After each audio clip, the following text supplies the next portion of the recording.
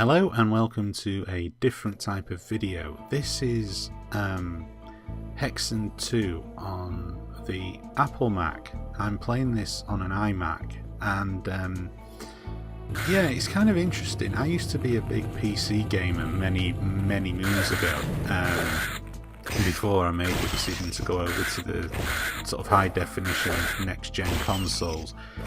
I'd always been a console gamer, but the machine of choice, or the gaming platform of choice should I say, was always the PC.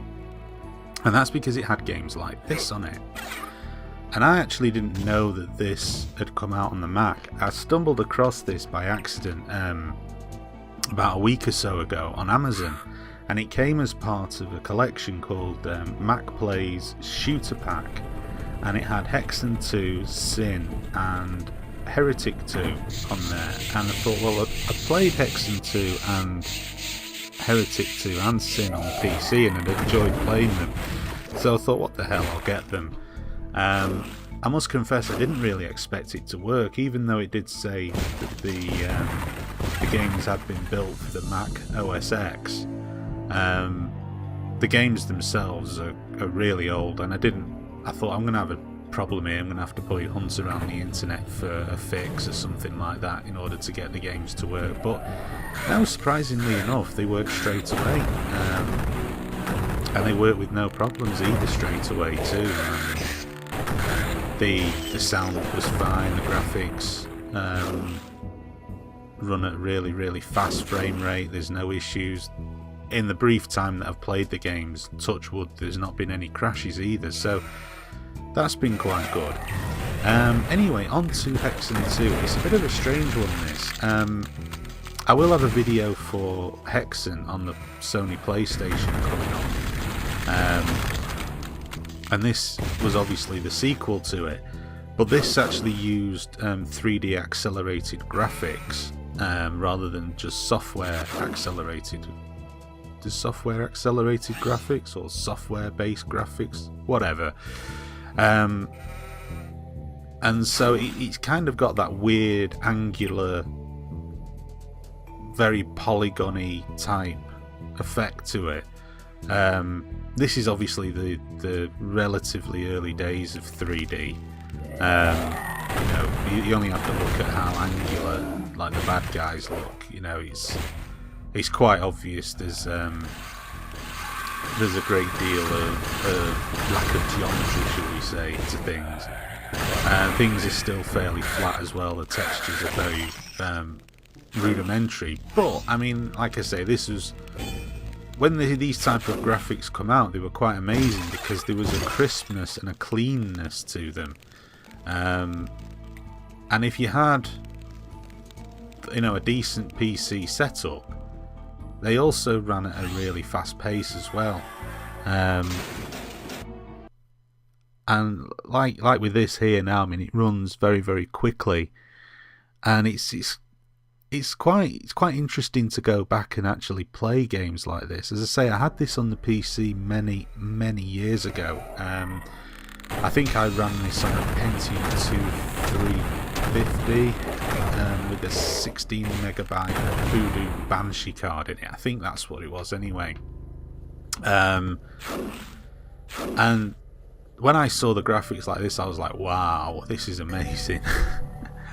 Look how amazing and the realistic these graphics are. I mean, by today's standards, they're pretty much of a muchness, but you have to take it for what it is. Hexen 2, to me, it kind of feels and plays a lot differently than the original Hexen. The original Hexen played very much like Doom, but with melee weapons and a few magic-based weapons, as opposed to this one, which plays more like a traditional fantasy-based first-person beat-em-up. And it's really good. It's really good. I mean, it's kind of difficult. I've not played it for so long. There was a lot I just simply didn't remember with it. And the purpose of this video really, it's not, I'm not doing any kind of commentary in terms of, oh look, I'm playing the game and I'm going to do a commentary track on it and so on. It's just kind of an interesting thing to go back and to actually play these games. I got a video capture software which I've gone and forgotten the name of now, which has enabled me to capture software while I'm playing on the Mac. It's not Fraps, I don't think. It's not anything like that, because that as far as I'm aware doesn't work on the Apple Mac. It's kind of interesting, you know, that although the support for the Mac now is a hell of a lot better than it used to be, there's still areas where it really needs to it really does need to catch up. Video capture cards for it as well, that's something that is sadly lacking, and I'm not talking about internal video capture cards but external ones as well. There's a serious lack of them, and the ones that are available tend to be really expensive. I mean, the one that I've got is an Elgato video capture card, and that just does it in standard definition, and that was really expensive too. I think that set me back about £80, £90, something like that. And when you think that there's a, is it Halpage? Is that how you say it? I don't know. High definition capture device available for the PC. Now I understand that it does work with the Mac, but you need to do a little bit of tricky footwear with the driver software, because the driver software itself that comes standard with it doesn't work with the Mac. You have to use,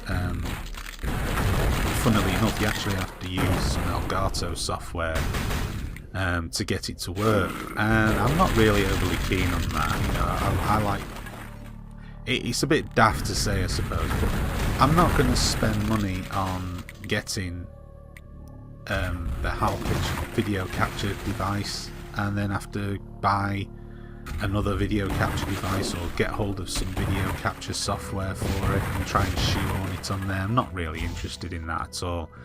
My intent is not really to do these games professionally.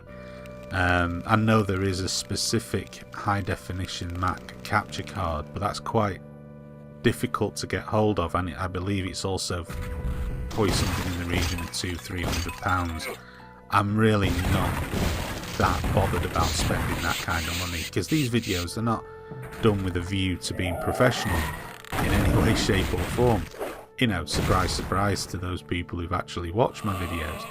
It's just a bit of fun, you know, it's just a bit of me yakking away while I'm playing a game. It's not, you know, I don't foresee myself ever making a career out of this, and therefore I'm not going to spend hundreds and hundreds of pounds investing in it.